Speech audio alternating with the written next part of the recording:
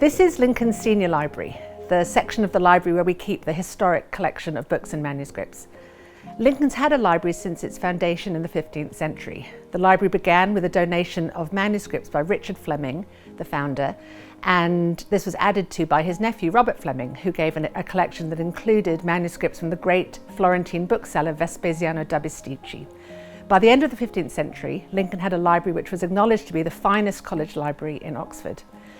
The library's continued to grow with donations from members of college until we have the library of today, which is a collection of about 14,000 early printed books, many of them housed here in the senior library on these beautiful 18th century presses, bookshelves. The presses were also from a donation, a member of college who gave money for the college to use as they saw fit. When he saw what they'd done with the money, he was less than pleased and said he would never give the college money after that. The library is currently in St Michael's Church, where it's been since 1975, but the senior library started its life in the 15th century in the front quad, what's now the development office, and it moved at the beginning of the 18th century into what's now the senior common room.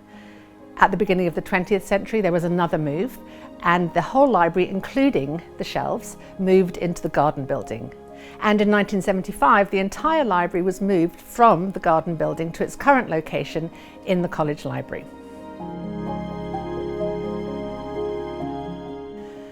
My job in the library is to catalogue the collection of the senior library.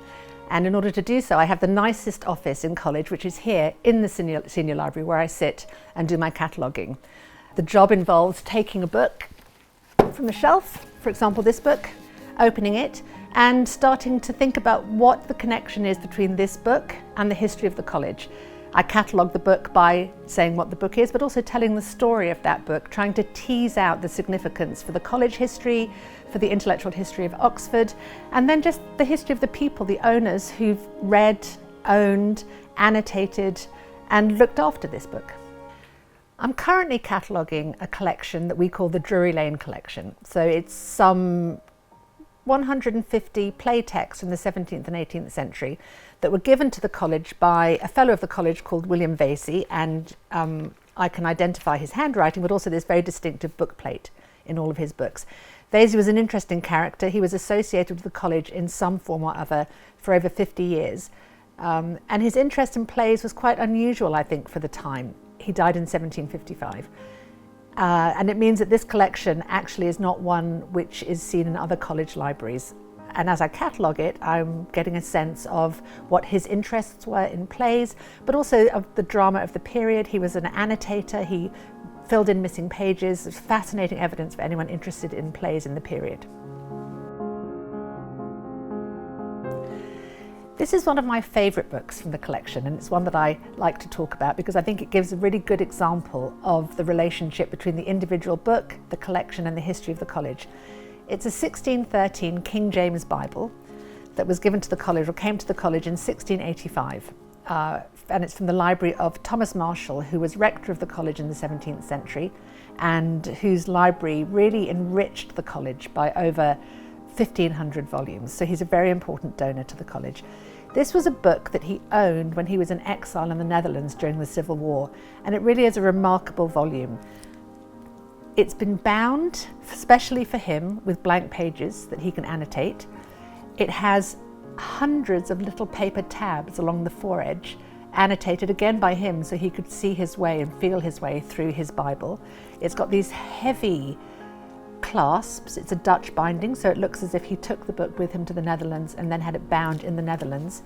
And the annotations themselves range from bits of Hebrew, where he's comparing different versions of texts of the Bible, Latin and Greek. There's something that looks like a record of the texts he used in his preaching when he was in Dordrecht. It's a really rich repository of information about how one man used his Bible.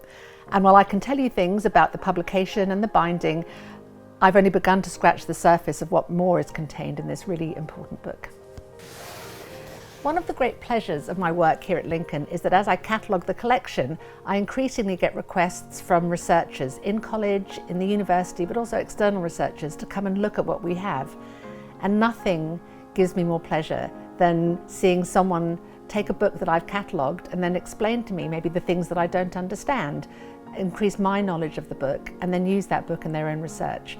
We also encourage Lincoln's current students to use the library, to come in and explore the collection, and I like to think that we work closely with them to help them find books in the library that really respond to their own interests, their research interests, their personal interests, and I think for all of us in the library that really is one of the most rewarding things that we do.